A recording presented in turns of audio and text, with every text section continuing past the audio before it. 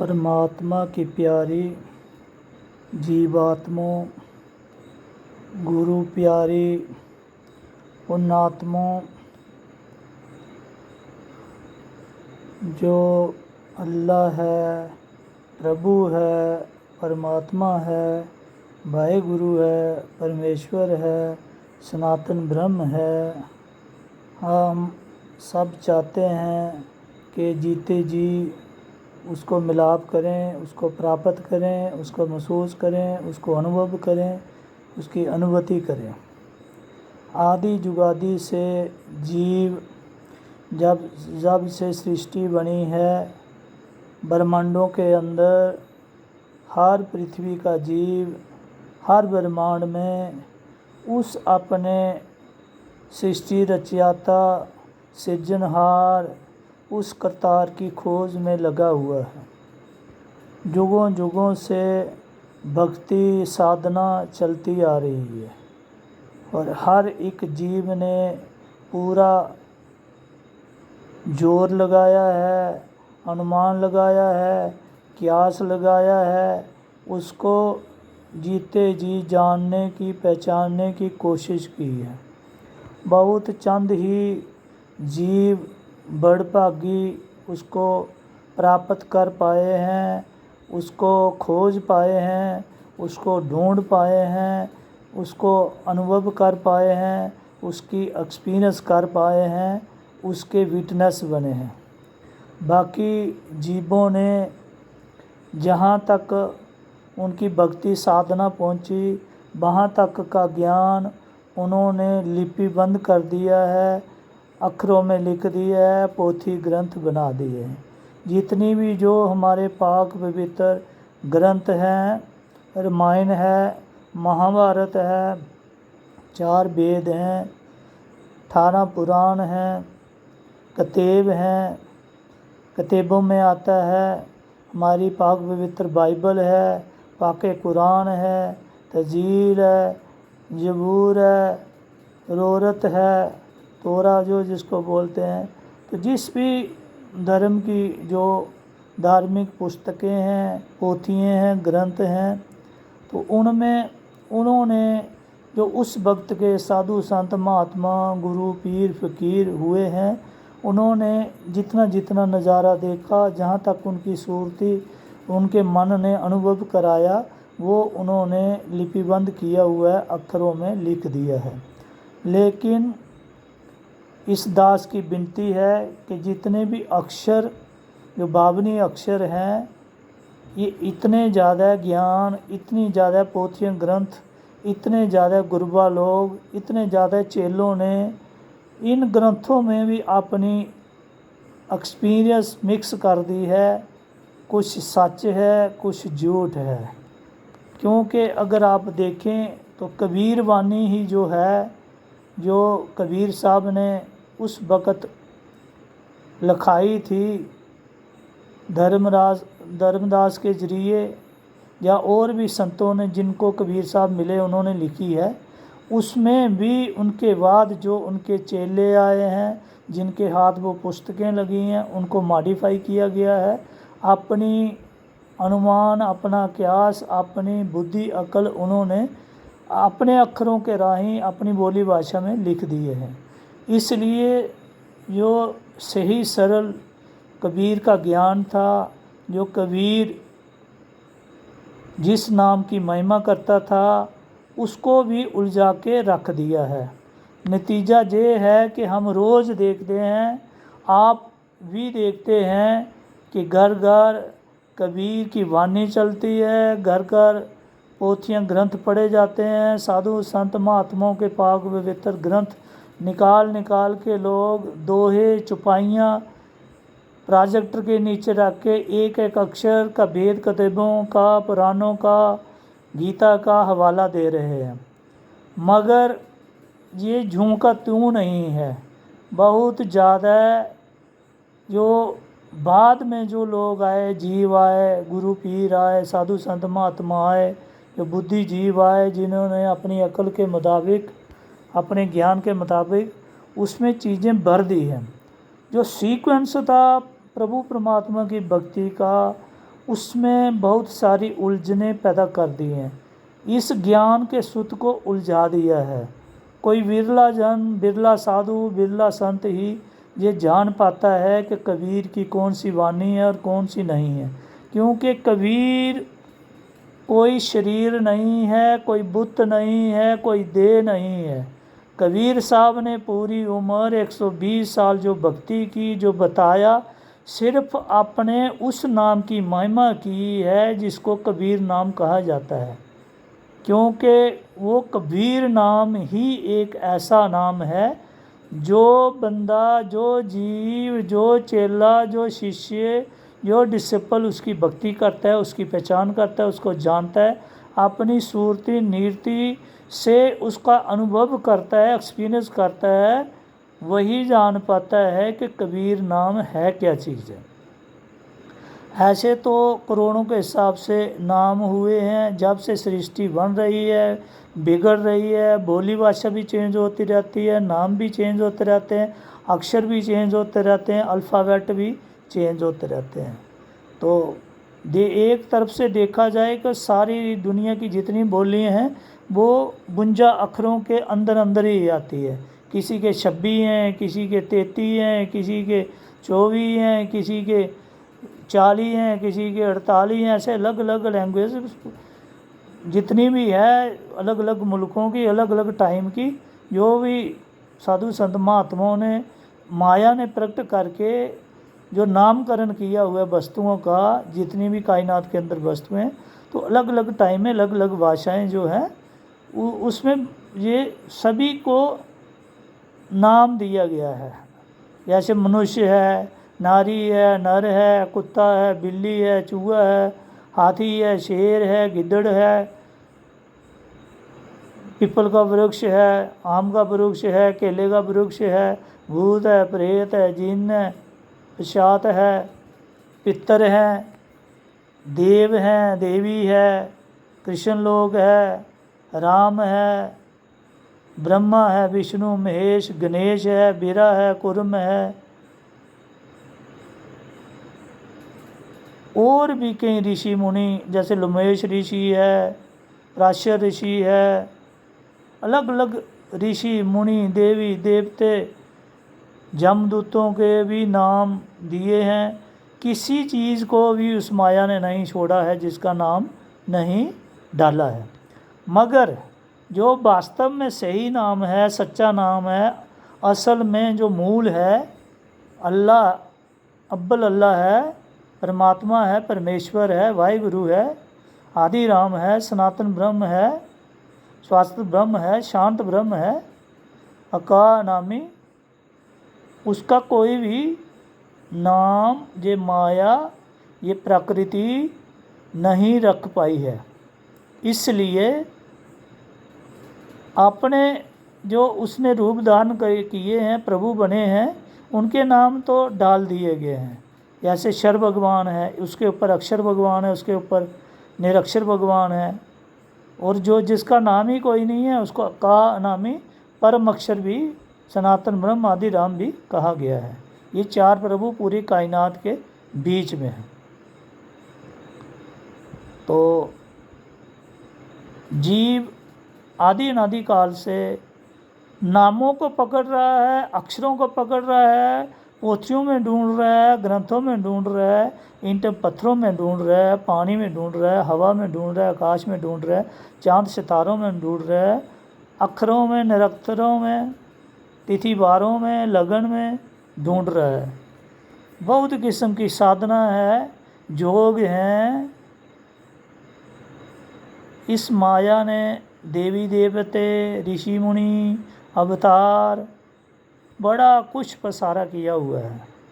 अलग अलग वक्त में अलग अलग नामों से उस एक मालिक को पुकारा जाता है, मगर वो जो एक परमात्मा है, जो एक वाहिगुरु है, जो एक साईं है, जो एक अव्वल अल्लाह है, उसकी पहचान नहीं कर सके हैं। कोशिश की है, जद्दोजहद की है, मेहनत की है, लेकिन उसको अलग अलग संतों ने अलग अलग वक़्त में जितना कुछ उनको नज़र आया वो लिख दिया।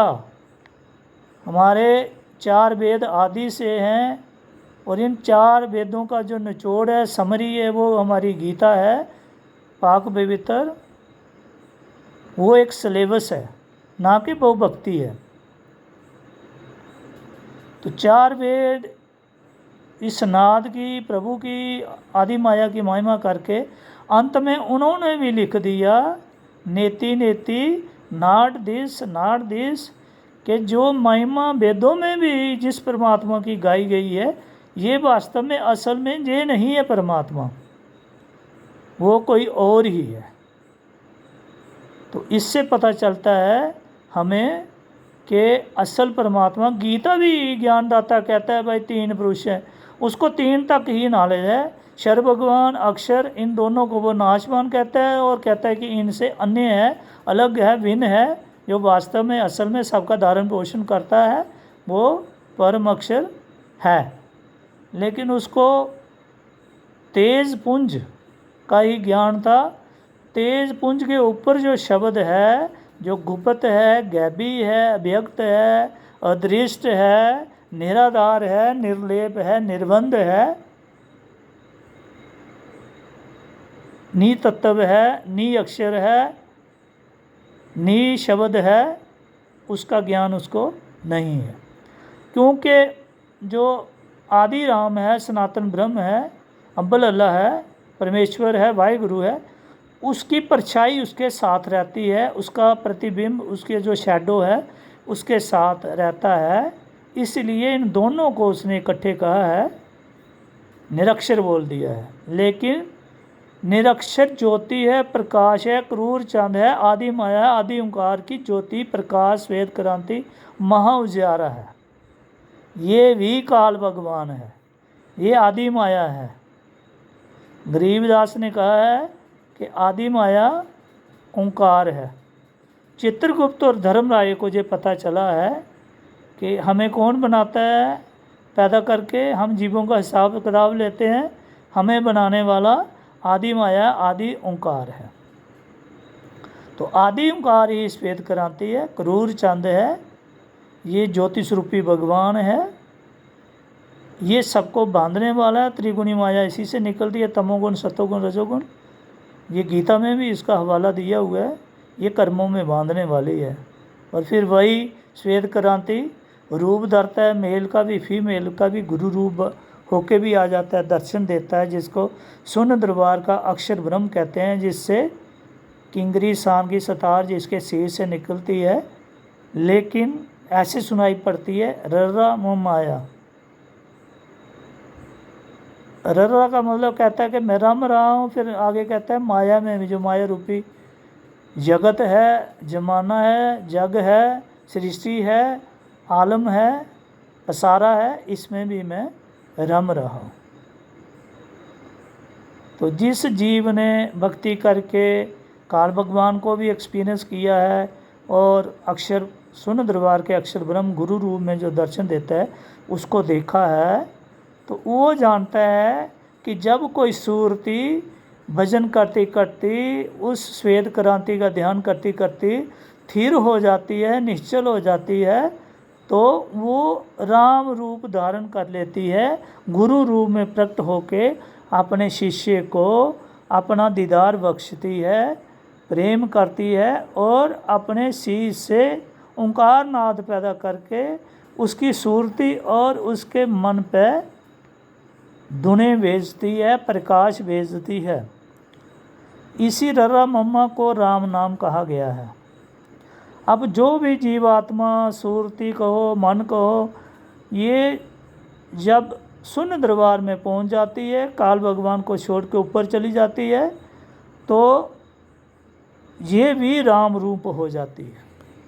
और राम रर्रा मम्मा वाला जो शीश आता है गुरु रूप में, वो शिष्य को दीदार देता है, दर्शन देता है। उसी शिष्य का प्रकट होता है जिसको बदेह स्वरूप का ध्यान करना आता है, जो देही परे उस बदेह कबीर का ध्यान करता है, वो श्वेत क्रांति का ध्यान करता है, रोज़ करता है, निस्दिन करता है, पल पल जैसे भी वक्त मिलता है करता है, उसी में से ये शीश प्रकट होता है। यही जो तेजपुंज है ये मेल भी बन जाता है, फीमेल भी बन जाता है। इसी को ब्रह्म और माया भी कहा गया है, आदम और ईव भी कहा गया है। इन्हीं से आगे बच्चे पैदा होते हैं। ये ऊपरी किस्में ब्रह्मांड में रहते हैं। तो जो सूरती राम के दर्शन करती है, राम रूप हो जाती है, तो फिर उसको ये जानकारी प्राप्त हो जाती है कि मुझे ध्यान कहाँ लगाना है। वो परमात्मा मदद करता है, हेल्प करता है, सपोर्ट करता है, दया करता है, मेहर करता है, बख्शिश करता है।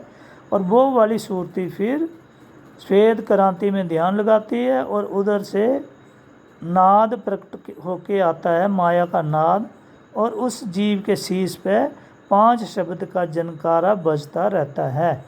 इसी को बहुत सारे संतों ने जो 1 नाम, 2 नाम, 3 नाम, 4 नाम, 5 नाम, 7 नाम का भी जाप करते हैं, उनके शीश पे जे नाद बजता है। इसी नाद की महिमा वेदों में की गई है। इसी नाद की महिमा जहाँ तक पहुँचने के लिए शर अक्षर निरक्षर की हेल्प और सपोर्ट ली जाती है, जो मंजिलें क्रॉस की जाती हैं। इसी नाद तक पहुँचने के लिए काल संधि जाई कहा जाता है। इसी नाद तक, उसके प्रकाश तक जल के बिंब अगाध गति, ये ओम तत्सत जो वेदों में भी लिखा है, शिव पुराण में भी लिखा है, गीता में भी लिखा हुआ है, जो 3 नाम साधु संत महात्मा देते हैं, इसी नाम की महिमा करते हैं। लेकिन वास्तव में जो असल नाम है, मूल नाम है, मुख्य नाम है, आदि नाम है, निज नाम है, सार नाम है, वो इससे भिन्न है। ये सूरती हमारी बिंद है और वो नाद जनकारा 5 शब्द का तत्वों की धुन है। इसी बात को समझने के लिए पोथियाँ ग्रंथ रची गई हैं। और कबीर साहब ने कहा है, जब कबीर साहब की सूरती राजा राम, जिसके शीश से ररा मम्मा की धुन निकल रही है, जिसको राजा राम बोलते हैं, जो अपने शीश से निकाल के आदि ओंकार नाद देता है, जिसको राम नाम बोलते हैं। जब जहाँ कबीर साहब पहुँचे तो उन्होंने कहा, राम कबीर एक है, कैन सुन को दोए, दोकर वो जाने जाको सतगुर मिला ना होए। कहते हैं भाई, मैं जब जहाँ पे पहुँचा सुन्न दरबार में, वहाँ मैंने अपने राजा राम के दर्शन किए और मैं भी राजा राम रूप, मैं भी स्थिर सूरती, निश्चल सूरती के रूप में मैं वहाँ पहुँचा। मेरी सूरती भी स्थिर हो गई और मुझे राम नाम उस परमात्मा ने, उस अक्षर ब्रह्म ने, जो सुन्न दरबार का रचयाता है, उसने अपने शीश से निकाल के मेरे सूरती पर और मेरे शीश पर, जिस शीश से मैं निकल के बाहर गया था, उस पर मम्मा की धुन डाली। अब राम नाम और कबीर का मतलब क्या है? राम का मतलब होता है र अ आ म अ, और कबीर का मतलब होता है क अ ब ई र। राम का मतलब है रम रहा है, अजर रूप होके, आ आदि से, म माया में भी, अ अमर रूप होके। कबीर का मतलब है केवल ब्रह्म, अमर ईश्वर रम रहा है, अमर अजर होके। ये मतलब हैं दोनों के।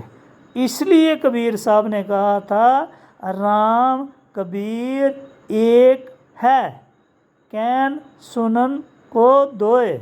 लिखने पढ़ने बोलने में और जैसी आवाज़, कबीर की और जैसी आवाज़ आती है, और लफ्ज़ जो रहे हैं राम के लिखे जाते हैं तो वो अलग से लफ्ज़ हैं, लेकिन इन दोनों का मतलब एक है। ये दोनों एक ही वस्तु को जाहिर करते हैं। इसलिए कहा था, राम कबीर एक है, कैन सुनन सुनने में और जैसे वर्ड लगते हैं, राम वर्ड बोलते हैं तो और जैसी आवाज़ निकलती है, कबीर बोलते हैं तो और जैसी। कहते हैं दो कर वो जाने जिसने उस अक्षर ब्रह्म के दर्शन नहीं किए, जीते जी वहाँ तक सुरती नहीं पहुँचाई, ब्रह्म से निकल के पार ब्रह्म के दर्शन नहीं किए सुन दरबार वाले के, वो इन दोनों राम और कबीर की लड़ाई में पड़ा रहता है, वाद विवाद करता रहता है, अक्षरों की लड़ाई में निस दिन वाद विवाद करता है, बहस करता है, एक दूसरे को नीचा समझता है। वो कहता है मेरा कबीर बड़ा है, वो कहता है राम बड़ा है। राम कबीर की लड़ाई में दिन रात गुजारते रहते हैं। ये अज्ञानी लोग हैं, ये मूर्ख लोग हैं, ये शिक्षित लोग नहीं हैं, इनको वाणी का पता नहीं है, इनको अभी तक कोई अनुभव नहीं किया है। जिन्होंने अक्षर पुरुष ही नहीं देखा, सुन दरबार वाला, अपने गुरु के दर्शन ही नहीं किए, ये बहस मुहासे में, वाद विवाद में, उलझनों में, झमेलों में, अक्षरों के झंझट में पड़े हुए हैं। इसलिए ये लड़ रहे हैं, मर रहे हैं, नए नए वीडियो, नए नए कथा कहानियाँ बता रहे हैं, सामने सन्मुख के प्रेस वालों को साथ लेके उलझने दूर कर रहे हैं। इनका खुद का ही सुत उलझा हुआ है। ये क्या समझाएंगे, क्या बताएंगे, कैसे जे परम वहम धोखा शंका दूर करेंगे। जो खुद अंधेरे में हैं वो कैसे किसी को रोशनी बताएंगे। अक्षर पढ़ना आसान है, पोथी पढ़ना आसान है, उनके मतलब निकालना भी आसान है। एक्सपीरियंस मैटर करती है, अनुभव, अनुभूति, जो अंदर देखा है, खुद एहसास किया है, जिसके विटनेस हम खुद हैं, साक्षी जिसके हम खुद हैं कि अंदर मंजिलें कहाँ कैसे कैसे सूरती ऊपर जाती है। ये तो उस परमात्मा शब्द गुरु की मेहर है, दया है, बख्शिश है, वो कृपालु कृपा आ रही है। तभी कोई मेरे जैसा गरीब भी जान पाया है कि परमात्मा की मंजिलें हैं, अंदर प्रभु हैं, रास्ता है, काया के राही विदेश रूप तक पहुंचना है। और लोग तो बाहर ईंटों पत्थरों में लड़ाई कर रहे हैं, पोथी पोथी में लड़ाई कर रहे हैं, इन भाषा बोली की मदद लेके एक दूसरे से वाद विवाद कर रहे हैं, मर मिटने पे, लड़ाई करने पे, डंडे तलवारें मारने पे हावी हो जाते हैं। भाई परमात्मा के स्वरूप को समझो, अपनी आत्मा को समझो। गुरु ने इतने, आप चेले बने हो, अपने अपने गुरु आप लोगों ने अपनाए हैं। एक ही गुरु है पूरी कायनात में, शब्द गुरु है, शब्द गुरु है, शब्द गुरु है। और हम सब उसके बच्चे हैं, चेले हैं, शिष्य हैं। बात समझने की, सच जानने की कोशिश करो, सच पहचानो, सच पहचानो, सच पहचानो। पहले जानो फिर पहचानो, फिर ज्ञान करो, फिर बुक्स पढ़ो, पोथी ग्रंथ में क्या लिखा है, फिर ही पता चलेगा। जब तक खुद की एक्सपीरियंस है नहीं, अंदर अनुभव है नहीं, साक्षी हो नहीं, खुद आपने एक्सपीरियंस की नहीं है, अंदर की मंजिलें, अंदर के प्रभु, अंदर की रुकावटें देखी नहीं हैं, तो फिर क्या बहस मुआसे कर रहे हो, वाद विवाद क्यों उठा रहे हो। कोई मुल्क मुल्क से लड़ रहा है, धर्म धर्म के खिलाफ है, जात जात के खिलाफ है, कुल कुल के खिलाफ है। भाई शब्द से मिलना है, शब्द शब्द शब्द से जाना है, शब्द ही सबका स्वरूप है, शब्द ही आदि अनूप है, आदि अंत मध्य शब्द है। वो मूल सार मुख्य निज नाम आद नाम, सनातन ब्रह्म, अल्लाह अकबर, अब्बल अल्लाह, परमेश्वर वाहे गुरु शब्द है, हुक्म है, हुक्म शब्द को ही कहा गया है। अका नामी स्वामी उसी के नाम है। वो शब्द है, शब्द है, शब्द है। ना वो शर वाला शब्द है, ना अक्षर वाला है, और ना ही निरक्षर वाला शब्द है। अब इन शब्दों की भी दास थोड़ी थोड़ी जानकारी दे देता है। गौर से सुनना, ध्यान देना, तवज्जो देना, मन में बिठाना, विचार करना, बुद्धि विवेक अक्ल जगा के रखना, खुद भी समझना औरों को भी समझाना, ये ज्ञान जानने वाला है कि सरल सुगम रास्ता है प्रभु ने रखा हुआ। सबसे नीचे जो प्रभु है वो अक्षर भगवान है, ज्योति निरंजन है, नाशवान भगवान है, काल भगवान है, जिसको ब्रह्म भी शर भगवान भी कहा गया है। इसने नीचे रचना की हुई है। आधा शक्ति शिव जी, विष्णु, गणेश, ब्रह्मा, गणेश, फिर पाताल। और जो शर भगवान के ऊपर है वो अक्षर भगवान है। वो हमारी सूरतियों का ही भगवान है, आत्मा ही है। जो गुरु रूप दर्शन देता है गुरु, वो सूरती ही है, चेतन सूरती आती है, वो शून्य दरबार में सूरतियों रहती हैं, वहाँ से दर्शन देती है। इनको अक्षर कहा गया है। ये नाश तो नहीं होती, लेकिन इनका लोग जहाँ पे जो अक्षर भगवान का धाम है वहाँ भी जन्म मरण है, वो भी एक वक्त ऐसा भी आता है वो भी नाशवान है, नाश हो जाता है। उसके ऊपर निरक्षर है। निरक्षर का मतलब श्वेत क्रांति, महा उजियारा, मोस्ट डेजलिंग लाइट, ये आदि ओंकार है, आदि माया है। यही नीचे के रूप धारण करता है। इसी का हवाला गीता ज्ञानदाते ने दिया है, वेदों में ही इसकी महिमा गाई है। ये नाद जिसको कहा जाता है, शब्द जनगारा तत्व गुण जहाँ से पैदा होते हैं, इसको आदि माया मतलब अष्टंगी, 5 तत्व और 3 गुण की पावर जहाँ से जनरेट होती है और सकल पसारा बनता है। खंड, द्वीप, ताल, लोहा, गैलेक्सी, मिल्की वे, एस्ट्रॉयड, कॉमेट्स, प्लैनेट, स्टार, सब कुछ यही ज्योति स्वरूपी भगवान बनाता है। इसी ने पसारा किया हुआ है। ये मूल रूप में आदि काल है।